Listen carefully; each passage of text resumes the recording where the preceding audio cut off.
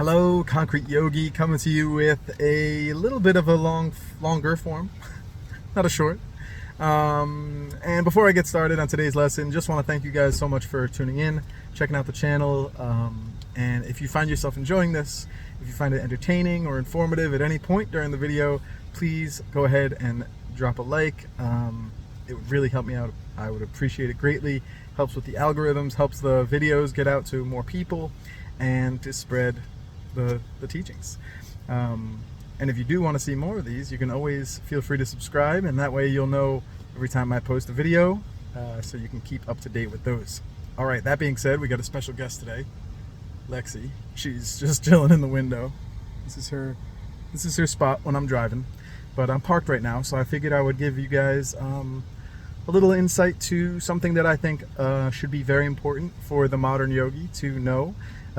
Especially for the teachers of yoga in the modern era, and also for the students to know what their teachers should know. Not that the students have to necessarily know this topic, but they should know that their teachers should know these things.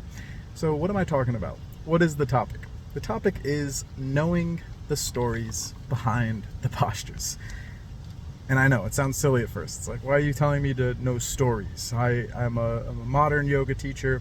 I need to know the anatomy. I need to know physiology. Even psychology would be really helpful. But why do I have to know stories? Why do I have to be a storyteller? This is really, really important part of our practice and part of the culture that brought up the yogic practice. A lot of the teachings aren't just cut and dry. They're not just simple black and white. So they have to be explained in a relative context. And the best way to bring about relativity and context is to tell a story. Whenever we can touch someone's emotions, whenever we can kind of get them hooked into the teachings by the understanding of a character or personality within a story, then it becomes just that. It becomes more personable. It becomes more relatable.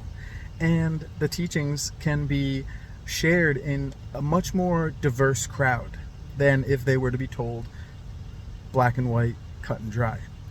So the teachers of this sacred science, they should all know the stories behind the most popular postures. Now, I'm not saying that you have to know every single story from the Upanishads, every single story from the Mahabharata and the Ramayana, but I think it's so important to know the more popularized postures, where the names of that posture comes from, and if there is a story attached to that name, at least having one kind of understood, knowing who or what the character behind the posture is or the story behind the posture is, will bring the meaning, bring the depth of the story, bring the depth of the posture so much more intensely than if you were to just name the posture with a one-to-one English translation. I'll give you an example and then I'll wrap this up. Virabhadra. Virabhadra was a warrior in a very special, very, very special, very important story. He was a character in a story that I'm not going to go into right now. It's a longer story, but it is it's one of divine love. It's one of the greatest forms of passion and compassion and self-realization. It's an amazingly powerful story, and yet Virabhadrasana, the posture that is meant to represent this great soul, this great warrior, and the story that he's a part of, it's been watered down to Warrior 1. Warrior 1, Warrior 2, and Warrior 3. Virabhadrasana in its 3 forms. So, if we hope to facilitate the truest growth within yogic practitioners, yoga students namely, then we wouldn't want the meanings of these postures to be lost. Yeah, we might not be teaching the highest forms of philosophy or theory or studying the ancient scriptures. That's fine. But the postures can carry so much more benefit than just the movement itself, just the breath work itself. So when we can involve a divine sort of message, like we could from the story of Virabhadra, then we can infuse the posture, infuse the practice with a really special benefit, regardless of if the person has the deeper meditative understanding or not. So let's do that. Let's make sure we know the stories.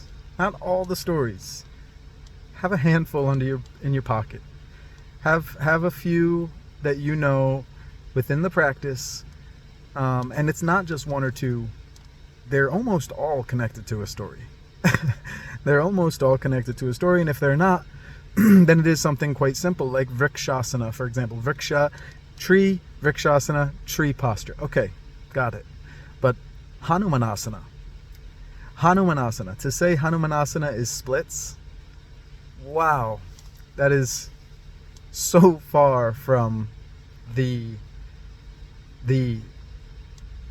epic tale that surrounds Hanuman and the journey, the adventure that he has to go on for an absolutely divine quest. So know these things. If you're a teacher, know the story behind the posture. And if you're a student, don't be afraid to ask your teachers, what is the story behind the posture? They should know. And if they don't know, look into them on your own, so that when you do get back on the mat, whether it's in their class or any other, you can carry the potency of the postures yourself. Bring meaning to the movement. All right? And if you're in a teacher training, my goodness, you should be learning these every posture that is taught, even if just briefly mentioned. There should be a mention of the story behind the pose.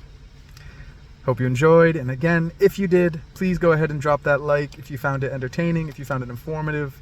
I really appreciate it, and I can't thank you guys enough for joining and sharing and subscribing. It is truly a blessing to have a platform where I could come on, sometimes share little short lessons that are just quick and easy, and other times kind of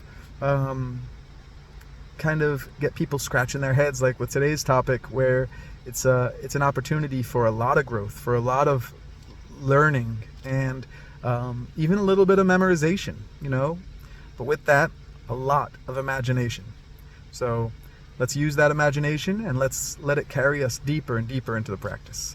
Thank you so much for your time. Thank you so much for joining. Hope you're having a beautiful and blessed day. Peace.